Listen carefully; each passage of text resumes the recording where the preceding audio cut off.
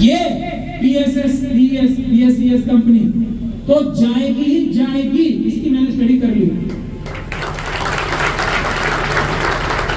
Jail भी जाएंगे ये लोग, और इनसे ये जो इनका ये टेंडर है ना, जो ये जीते थे वो लिया भी जाएगा। इतने टर्म्स वायलेट किए ना उन्होंने टेंडर, ये तो जाएंगे ही जाएंगे। कोई दूसरा आएगा, लेकिन उसमें मेरी गुजारिश आप सब लोगों से रहेगी कि आप वो 51% आप लोग अपने हाथ में लेने की कोशिश करें। फिर सब काम मेरे ख्याल से आप लोग तो कम से कम अपने साथ अन्याय नहीं करेंगे। बहुत सारी कोऑपरेटिव इंडस्ट्रीज चल रही हैं बहुत देश में। हमारे देश के होम मिनिस्टर साहब है ना, जिनका ध्यान सिर्फ ज्यादा पैसों पे रहता है, उन्होंने होम मिनिस्ट्री के अलावा एक मिनिस्ट्री ली है, दूसरी कोऑपरेटिव मिनिस्ट्री ली है ना। क्यों? वो इसीलिए ली है कि इतनी शक्ति है कोऑपरेटिव मिनिस्ट्री में, इतने कोऑपरेटिव्स काम कर रहे हैं जिससे पैसा कमाया जा रहा है, हजारों नहीं लाखों करोड़ रुपए। तो होम मिनिस्ट्री और कोऑपरेटिव मिनिस्ट्री का आपको पता ना कोई तालमेल ही नहीं है, दोनों अलग अलग चीजें हैं। क्यों ली है? क्योंकि माल है। तो माल कोऑपरेटिव आप बना के जो है उसका आप लोग तो कोई प्रॉफिट के लिए काम नहीं करोगे ना। आप तो जो प्रॉफिट होगा अपने आप में बांटोगे, और जो प्रॉफिट होगा वो दिल्ली की जनता को उसका फायदा पहुंचाओगे।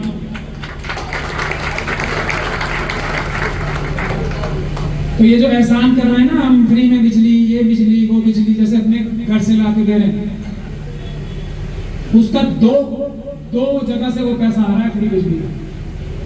एक आप लोगों का खून चूसता,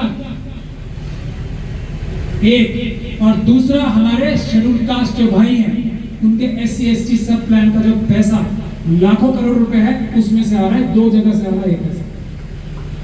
तो इसीलिए जरूरत इस बात की है कि बाबा साहब डॉक्टर भीमराव भानु जी ने संविधान की शपथ दिलाई, और हम मिशन सेव कॉन्स्टिट्यूशन नाम की संस्था जो चला रहे हैं, अभी कपिल साहब ने आपको बताया था, हम आपको आके यही सिखाएगी हमारी संस्था कि किस तरीके से आप मालिक हो जनता के रूप में, और ये नौकर है आपके, पहली बात।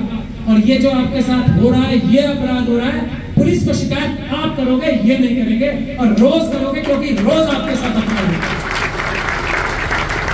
और हमने कोर्ट से इजाजत ली है। पहले तो हम यही पूछेंगे इनसे कि आप हर एक कर्मचारी की, जो हम एप्लीकेशन लिख के पूछने भी वाले हैं, हमें वर्किंग आवर्स तो बता दो।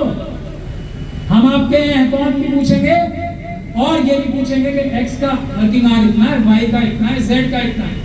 वर्किंग आवर्स तो बता दो, क्योंकि वर्किंग आवर्स के बाद हम प्रदर्शन करेंगे, वर्किंग आवर्स के बाद हम एजिटेशन करेंगे, वर्किंग आवर्स के बाद हम नारे लगाएंगे, वर्किंग आवर्स के बाद हम प्ले कार्ड लेके बैठेंगे वहां। ये हम करेंगे, इनके ऑफिस के अंदर बैठेंगे, क्योंकि कानून हमें इसका अधिकार देता। लेकिन जान जाए जो आज तक आप करते रहे, गरीबों की बिजली ना जाए, ये आप अपना वादा जो आज तक निभाते आ रहे हो, इसको निभाते रहना है। आप लोगों को कानून की, बाबा साहब का संविधान बचाने की बात हम इसलिए करते हैं। अगर हमने संविधान बचा लिया और आज खतरे में है, संविधान ही खतरे में है, जो आपके ऊपर खतरा आ रहा है ना, ये संविधान की जो ताकत है ना उसको पुतर रहे हैं। ये जितने चोर मिले हुए ना सारे, ये संविधान को पुतर रहे हैं धीरे धीरे करके।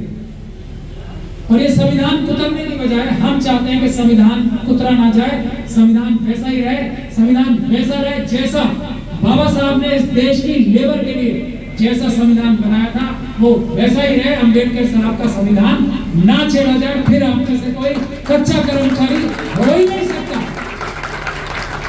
अगर आपने संविधान बचा लिया, और आपकी तनख्वाह कम नहीं हो सकती, जितनी आपकी मेहनत होगी उसके हिसाब से तनख्वाह होगी, फिर नापा जाएगा कि कितना प्रॉफिट आ रहा है, कितना उसमें से आपका हिस्सा होना चाहिए, और 10% इनका होना चाहिए जो काम कुछ नहीं करते, सिर्फ रसूख से, सिर्फ जो पैसा बैंकों से चुराया हुआ है पहले, उससे दिखा के ये कंपनियां बड़ी बड़ी ले लेती है। मेहनत आप लोग करते हैं, ये भी उसमें तनख्वाह तय करने का काम भी लेबर एक्ट के तहत इस तरह होगा। तो मेरा आप लोगों से नम्र निवेदन आखिर में, फिर जो सबने किया वही है, आप तय कर लो। मिलियन मार्च अगर हो गया 27 सितंबर को, आज से जुट जाओ, सोशल मीडिया पे वैसे लोगों से बात करनी शुरू करो। अगर मिलियन मार्च हो गया तो 28 तारीख को सारी समस्याओं का हल हो जाएगा। सितंबर क्रॉस नहीं होगा कभी। और 15 अगस्त को भी, ये तो जब 27 सितंबर की तैयारी मार रही है, 15 अगस्त को भी मेरे ख्याल से अगर आप लोग 1 लाख लोग आ गए वहां पे नेहरू प्लेस में, तो मुझे लगता है 27 सितंबर का मार्च भी हमें पोस्टपोन भी करना पड़ सकता है। पहले ही आपकी मांगे मान लें। मगर मेरी गुजारिश एक और है, अगर आपने, ये बीमारी है बहुत बड़ी, कैंसर से भी बड़ी बीमारी है ये ठेकेदारी प्रथा।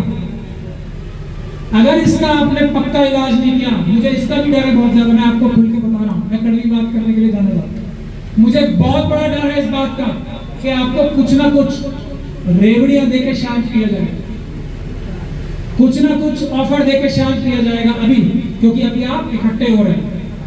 अगर आपने कोई भी बात मान ली तो आपका 2 महीने बाद, 3 महीने बाद इससे बुरा अंजाम होगा, ये मैं आपको लिख के दे सकता हूँ। ऐसे मेरे पास हजारों एग्जाम्पल हैं। अब पूरा न्याय होगा, ऐसे अनअडल्टरेटेड होता है ना, कोई मिलावट भरा न्याय नहीं, पूरा न्याय होगा, एक बार होगा, आर पार होगा, एक बार होगा, न्याय भी पूरा होगा, एक बार होगा, इसका ध्यान रखना। और बिजली कर्मचारियों का न्याय हो गया, हमने सफाई कर्मचारियों का साथ नहीं दिया, दूसरे कर्मचारियों का साथ नहीं दिया, तो फिर आप पे वार होगा। तो बिजली कर्मचारियों से, सफाई कर्मचारियों से, और जो दूसरे हमारे प्रोफेसर से बड़े बड़े ठेकेदारी प्रथा में एड हॉक बेसिस के प्रोफेसर लगे हुए, जजेस ही बचे थोड़ा, मुझे लगता है हो जाएंगे। अग्निवीर तो कर ही दिए, ये भी एक तरह से एडहॉक ही है ना। तो बात ये है, एडहॉक की प्रथा को जब तक हम जड़ मूल से समाप्त नहीं कर देंगे, और ये भारत का कानून भी है, ये भारत के जजमेंट है सुप्रीम कोर्ट के, ये तो चोरी करके एडहॉक और ये ठेकेदारी प्रथा करी जा रही है। जब तक हम इसका जड़ मूल से विनाश ना कर दें, तब तक ये आंदोलन बंद नहीं होना चाहिए। एक सेक्टर का हो जाए तो दूसरे सेक्टर के लिए सब मिल के लड़ाई रहे, यही रिक्वेस्ट और आप लोगों से गुजारिश करके मैं यही निवेदन करता हूं कि आप लोग कानून के दायरे में रह के, संविधान के दायरे में रह के पीसफुल रहें। सबसे महत्वपूर्ण बात है, हमारी ताकत हमारी अहिंसा में, पीसफुल में, सिवाय 96 से लेके 103 तक जो धाराएं इंडियन पीनल कोड की आप सब लोग पढ़ना, आत्मरक्षा के अलावा हम लोगों को पीसफुल रहना है, हर हालत में पीसफुल रहना है, यही हमारी ताकत है। और आप इसका जल्दी ही रिजल्ट भी देखेंगे। जय भीम, जय संविधान, जय भारत। 2 सेकंड बस।